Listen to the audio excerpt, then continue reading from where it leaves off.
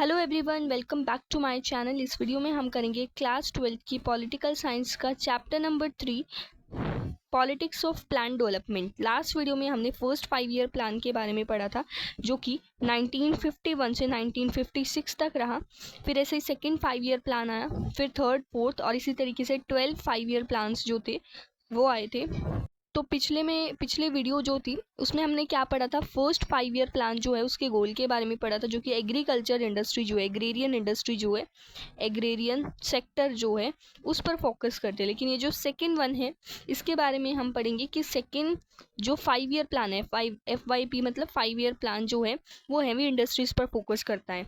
तो ये एक टीम के द्वारा ड्राफ्ट किया गया था, इकोनॉमिस्ट और प्लानर्स उसमें इंक्लूडेड थे, और लीडरशिप किसकी थी, PC महालनोबिस। जैसे फर्स्ट प्लान जो है वो पेशेंस के साथ उसको एग्जीक्यूट किया गया था, वैसे ही सेकंड में जो है उससे ऑपोजिट, यानी कि इसमें क्विक स्ट्रक्चरल ट्रांसफॉर्मेशन जो है वो की जानी थी, साइमल्टेनियसली चेंजेस कर एक के बाद एक चेंजेस कर जो भी पॉसिबल डायरेक्शन में चेंजेस हो सकते हैं वैसे। Before this plan was finalised, Congress party जो है उसने एक सेशन रखा था अवादी में, जो कि मद्रास सिटी के पास है। तो यहाँ पर एक इम्पॉर्टेंट रेजोल्यूशन को पास किया गया। इसने डिक्लेयर किया कि जो सोशलिस्ट पैटर्न है सोसाइटी का वही इसका गोल होगा। सोशलिस्ट पैटर्न पर फोकस किया जाएगा, और सोशलिस्ट पैटर्न जो है वो हम पहले भी पढ़ चुके हैं। दो आइडियोलॉजी थी, कैपिटलिस्ट और सोशलिस्ट। सोशलिस्ट USSR की आइडियोलॉजी थी, जो कि एंड ऑफ बाइपोलैरिटी में हम जो सोशलिस्ट आइडियोलॉजी उसको पढ़ चुके हैं, जो कि किस पर फोकस करती है, जो कि स्टेट ऑन रिसोर्सेज पर फोकस करती है। तो ये सेकंड प्लान में रिफ्लेक्ट किया गया इसको। और जो गवर्नमेंट थी उसने सब्सटेंशियल टैरिफ जो है इंपोर्ट्स पर उसको लागू कर दिया in order to protect domestic industries. जैसे कि अगर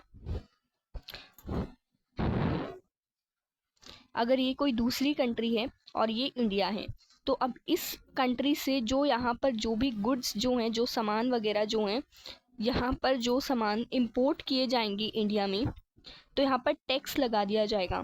अब अगर एग्जाम्पल लेके देखते हैं, अगर यहाँ पर कोई चीज़ 100 रुपये की, यहाँ से अगर कोई चीज़ यहाँ जा रही है, इंडिया में जा रही है, कोई दूसरी कंट्री से ये 100 रुपये की चीज़ यहाँ इंडिया में जा रही है, इंपोर्ट हो रही है, तो क्या होगा, यहाँ पर टैक्स लग के यही चीज़ जो है वो 200 रुपये की हो जाएगी। तो 100 रुपये महंगी हो जाएगी, और इंडिया में वही चीज़ जो है इससे सस्ती मिल रही है, क्योंकि यहाँ पर टैक्स थोड़ी लग रहा है, क्योंकि इंडिया। तो इस तरीके से इंडिया में जो इंडस्ट्रीज थी, डोमेस्टिक इंडस्ट्रीज, वो उनको प्रोटेक्ट करने के लिए ये जो टैरिफ था, ये जो टैक्स था उसको लगाया गया। ऐसा जो प्रोटेक्टेड एनवायरनमेंट है उससे पब्लिक और प्राइवेट सेक्टर इंडस्ट्रीज दोनों ही ग्रो हुई, क्योंकि लोग जो है वो बाहर का सामान ना खरीद कर अब इंडिया का सामान खरीदने लगे थे।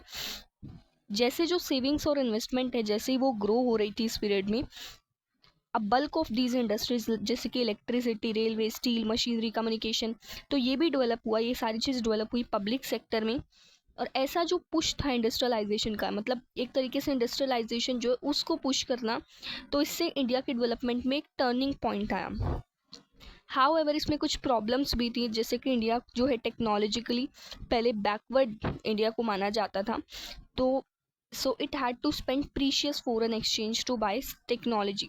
अब टेक्नोलॉजी इंडिया में नहीं थी, टेक्नोलॉजिकली बैकवर्ड था, तो टेक्नोलॉजी की कमी की वजह से दूसरी जो कंट्रीज़ है वहाँ से इंडिया को जो सामान है, जो टेक्नोलॉजी से जुड़ा सामान है, उसको ग्लोबल मार्केट से ख़रीदना पड़ रहा था, और इसलिए जो फॉरेन एक्सचेंज थे उनकी कमी भी पड़ गई थी। तो as industries attracted more investment, industries जो है वो ज़्यादा इन्वेस्टमेंट, अगर हम इंडस्ट्री और एग्रीकल्चर में देखेंगे तो एग्रीकल्चर इतनी इन्वेस्टमेंट नहीं लेकर आता जितनी इंडस्ट्री लेकर आती है।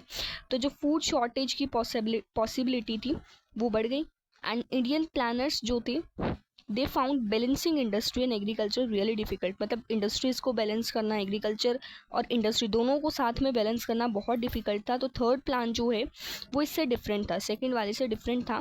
Critics pointed out that plan strategies from this time around displaced and unmistakable urban बायस।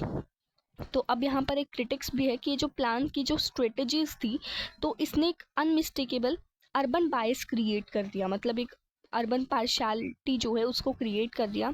दूसरे ये सोचते हैं कि इंडस्ट्रीज जो हैं उसको प्रायोरिटी नहीं देनी चाहिए एग्रीकल्चर के ऊपर। और यहाँ पर there were also those who wanted to focus, यहाँ पर कुछ ऐसे लोग भी थे जो एग्रीकल्चर रिलेटेड इंडस्ट्रीज पर ज़्यादा फोकस करना चाहते थे as compare to heavy one. अब यहाँ पर नेक्स्ट में की कंट्रोवर्सीज आती हैं, लेकिन ये जो की कंट्रोवर्सी से जितना भी आगे का पार्ट है वो सारा कट है according to the syllabus 2024 to 25 का जो सिलेबस है उसके अकॉर्डिंग ये जो चैप्टर है वो सिर्फ रैपिड इंडस्ट्रियलाइजेशन तक ही है, तो आपको यहीं तक पढ़ना है। अब यहाँ पर साइड में पीसी महालनोबिस के बारे में बता रखा है 1893 टू 1972, जो कि एक साइंटिस्ट, स्टैटिस्टिशियन, इंटरनेशनल रिप्यूट के स्टैटिस्टिशियन भी रही हैं, साइंटिस्ट रही हैं, इंडियन स्टैटिस्टिकल इंस्टीट्यूट के फाउंडर हैं, सेकंड प्लान के आर्किटेक्ट हैं, सपोर्टर ऑफ रैपिड इंडस्ट्रियलाइज जैसे सेकंड प्लान जो था वो इंडस्ट्रियलाइजेशन को पर फोकस करना था, तो इसी तरीके से ये रैपिड इंडस्ट्रियलाइजेशन के सपोर्टर भी रहे हैं। And active role of public sector में इनका पूरा एक्टिव रोल रहा है। तो इसी के साथ हमारा ये जो चैप्टर है वो कंप्लीट हो गया है। आई होप आप सबको ये चैप्टर समझ में आ गया होगा, क्योंकि इसके सारे पार्ट्स जो हैं वो डल चुके हैं, ऑलरेडी अपलोड हो चुके हैं। तो अगर आपको वो पार्ट्स देखने हैं तो उनकी आपको अलग से प्लेलिस्ट मिल जाएगी। आई होप आप सबको समझ में आ गया। फिर भी कोई डाउट है तो आप कमेंट करके पूछ सकते हैं। मिलते हैं अपनी नेक्स्ट वीडियो में। Thank you.